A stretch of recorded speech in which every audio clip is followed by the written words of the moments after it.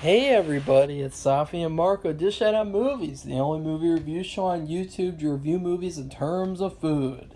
And it's just Marco here once again to review a Madea Homecoming.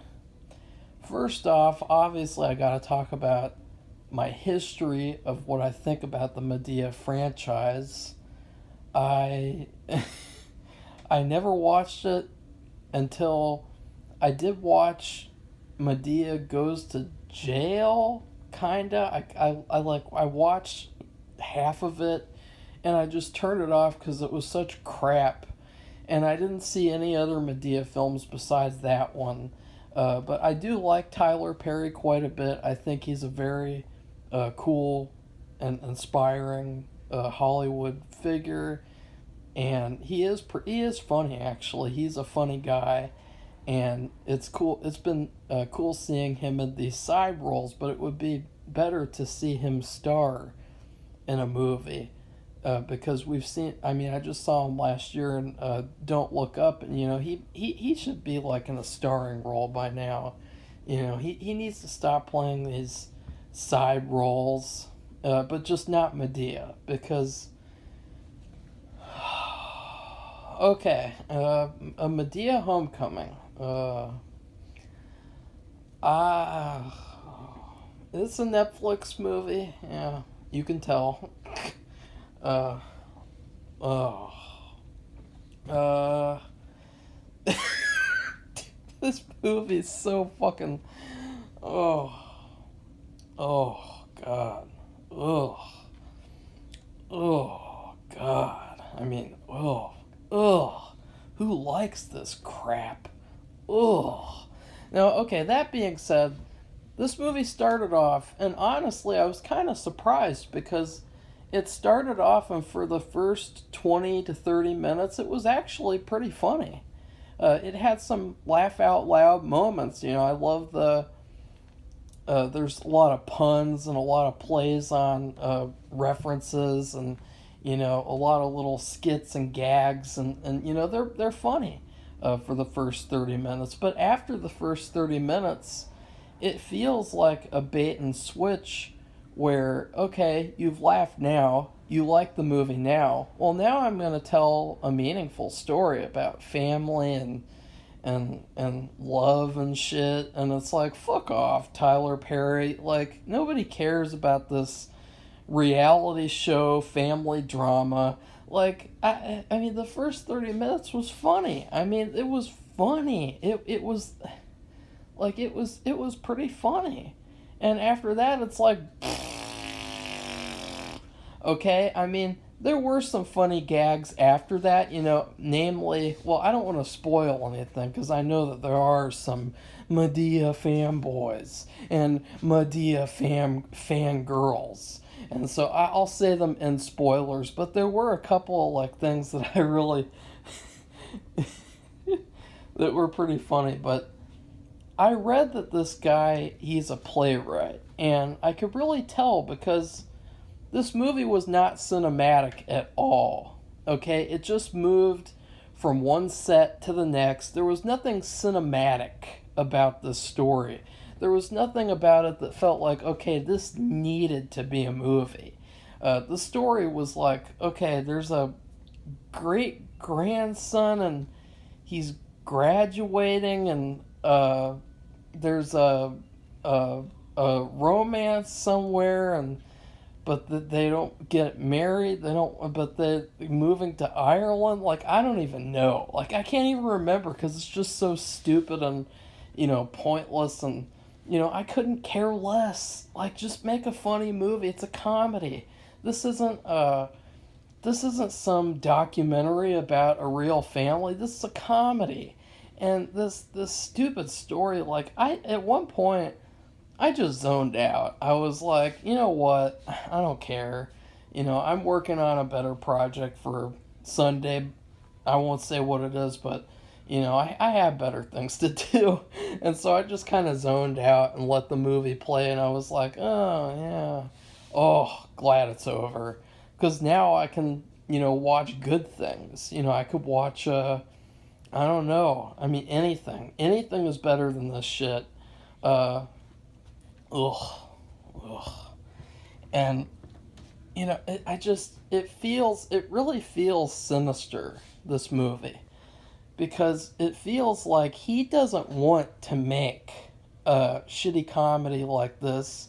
He doesn't want to make something funny and something, nice that people can enjoy and laugh at. He wants to make a family crybaby drama, where, in this movie there's like someone, and, he pronounces that he's gay. He tells his whole family, and then there's a romance, and it can't happen, but then it can, and, there's all this bullshit in the movie, and it just feels like he really wanted to do that, but he doesn't feel like he's allowed to, because he feels like if he takes a chance and does that, it's gonna suck, and his critics are gonna trash him for it, which we will, because it's if it's anything like this crap, then never do it, ever, ever, ever. Okay, like I have seen better drama on reality shows, okay, and those are fake too, but they're better than this shit, okay. And yeah, it just, I think too, if you want a comedy, don't watch this movie, because it does do this bait and switch where it goes from being a comedy to a drama crybaby movie. And so do not watch this movie if you are looking for a comedy, because it will disappoint you. And they even have this like cliche emotional speech at the end, and guess what? You know what? I went to a college graduation before, and this bitch, she was a part of the faculty. I think maybe she was the dean. I don't know. But this bitch went up there, and she had all these note cards, and then she just ripped them up to pieces. And it's like, God, wow, you're so dramatic. Like, ugh, makes me want to throw up. And this fucker does the same thing in this movie. And that's not a spoiler. You know that he's going to graduate. Okay, but he has this speech, and, you can clearly tell it's the script for the movie. And then he just rips it up into pieces, and he's like, you know what? My family drama is more important. You know what? My best friend, my romance, my crybaby family. That's the speech for this movie. It's a cliche. Pull on your heartstrings if your heart is so vulnerable that it's about to explode. Strings. What a stupid speech. And every attempt that this movie made to be real, to be emotional, to be authentic was a failure. Okay? Failure. The best stuff in the movie was the comedy. Not all the comedy. There were some things that were like, ugh, that wasn't funny. Like in particular, there were a couple of puns, like where they purposefully contrived these situations where they could then say something that would be like, oh, ha ha ha ha ha, I get it, it's like that, ha, it's like that reference, ha ha ha ha, and they just weren't funny. There's this weird fetishization of Red Lobster. Like, is it like a running joke in this series that they go to Red Lobster or something? Because they were showing like close-ups of the food, and like just, it was really weird. It was like, what is this, like, what's funny about this? Like, I don't get it. What's funny? The funniest person in the movie was the uncle. There was this uncle, and he was, I think it was Tyler Perry, and he was the funniest part of the movie. He had all the funniest jokes, and Madea had two funny jokes that I can think of. So them two. So Tyler Perry and himself were the funniest people in the movie. Everyone else just kind of sucked, and including especially these actors who, they just wanted to make this movie so that they could say, hey, I was in a Tyler Perry movie, and also here's this snippet of the movie that I can put in my acting reel. It makes me look good. It makes me look like I can do an emotional scene. And when in reality, it's like, no, you can't. You need to get off the soap opera acting and start acting like a person, because this is not how people act in real life.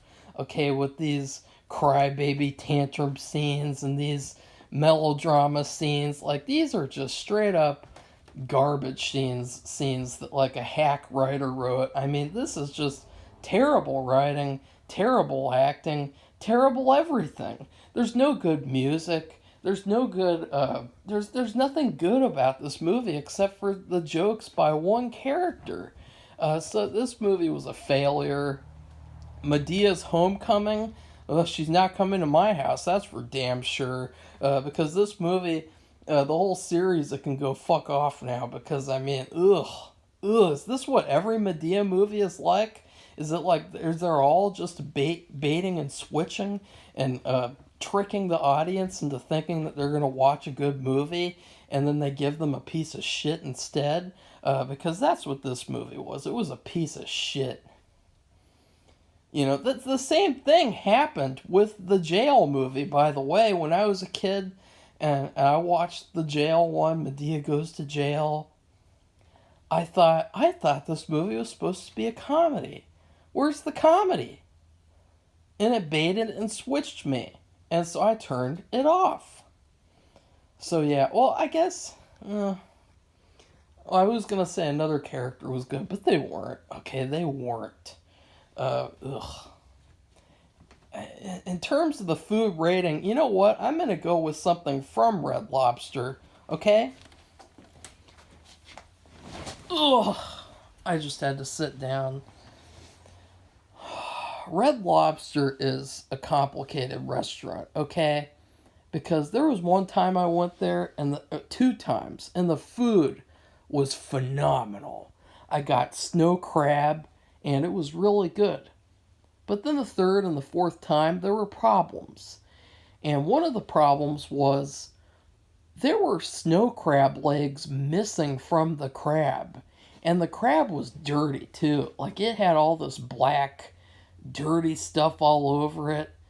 Like, I don't know what it was. Like, it was covered in shit. Like, it had just come out of I don't know. But then there was one time where we went there and I wanted to get something different because I was sick of getting fucked over with the crab legs. Because you pay for this crab and you're supposed to get like, I don't know, 4 sets of legs. Well, I got like 2 and then I was missing legs on some. So one time I got a dinner combo where you could get a little steak and a little lobster tail and with a side. So what I got was I got a steak and I got the lobster tail and then I got green beans, which the green beans are really good, and also the mashed potatoes with cheese sauce. Those are the best sides at Red Lobster, for sure. And the sides were obviously pretty good, but the problem was the lobster. Okay, so you have the steak.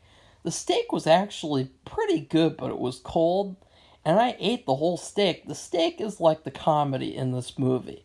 There was a perfect amount of it at first, the first 30 minutes. I enjoyed it. I ate the whole thing. It wasn't that great, but it was still pretty good. But then the lobster was fucking gross. I mean, the lobster tail, you couldn't even get the meat out of the tail. Like, it was so overcooked and dry that it was stuck inside the tail, and so I didn't even eat it. Like, it was that gross. It smelled weird, too. Like, ugh. The lobster tail represents the drama in this movie. How it goes from the comedy to the drama. This crybaby, melodrama drama. Not good. Not good. And yeah, there was no reason for this movie to be made, too. It was not a movie. It was a play. And it said that he's a playwright. This movie really shows it because it felt like a play. I mean, there were even parts where the sets were like coming apart and putting themselves together like they do in a play. You know how they like push them together, these fake sets. The lighting was terrible too. Like they look like sets. Like this movie looks like it was filmed on a soundstage, which it was. So for the spoilers, the uncle was hilarious. A lot of stuff with him. The thing with the knickers thing, and then he he wears the BLM shirt to Red Lobster, and then the thing with the car keys, and he was really funny. And but who was probably the most unfunny part of the movie was the knickers woman, the Irish old woman, aka I don't know what guy that is dressed in drag. He was literally bargain bin Mrs. Doubtfire, but he wasn't funny at all. Like he was so unfunny. Like I was like, ugh, he is the worst. Like, do we have to sit through the whole movie suffering through this boring, dry Irish like comedy? Like, cause this isn't funny. Like this is reminding me of Belfast again. Like, ugh. And so the old Irish woman, she was the worst part. I mean, she was just awful, awful. But then there were some funny jokes with Madea too. There was one where she came outside and she's talking about gentlifying, and she was saying that she preferred it when the neighborhoods were rough, and so now she comes outside and she she shoots her gun up in the air to make people not want to mess with her, like to make people mess with her, to make things be rough again. And so I thought that was hilarious. She's like, I like to come outside and shoot my gun in the air. And then also, what was oh yeah, there was one that was a flashback that I thought was probably the the standout scene of the movie, where it's in 1955, and it turns out that her boyfriend or husband, he walked out on her with Rosa Parks, and, and then and and she's looking around for her, and she goes to the activist place, and she tears up all these activism posters, and then she finds Rosa on the bus, and she's just sitting there, just she just sits there with this like blank face, and Medea's like screaming at her, and pounding on the bus and blocking it with her car, and then she takes out her phone and she's like, I'm taking a selfie with my A phone because A came before I, and iPhones don't exist yet. That was really funny. In fact, I would say, for the next movie, make a period piece comedy like this. Like, if you just did a 1950s or whatever period you want to do comedy with lots of jokes like this, it'd be a really good movie. Don't make this again, okay? Don't ever make this again, because this was bad. It was really bad. It was a pointless movie. I mean, I'm gonna forget about this movie until the end of this year. That's how pointless and bad this movie was. So anyways, please like this video, comment, and tell me, did you like a Madea Homecoming? Because, ugh. And then please subscribe to our channel if you'd like to see more Madea reviews in the future, because I will review them for the channel. That's what you have to do when you review things, unfortunately. So goodbye, everybody. See you soon.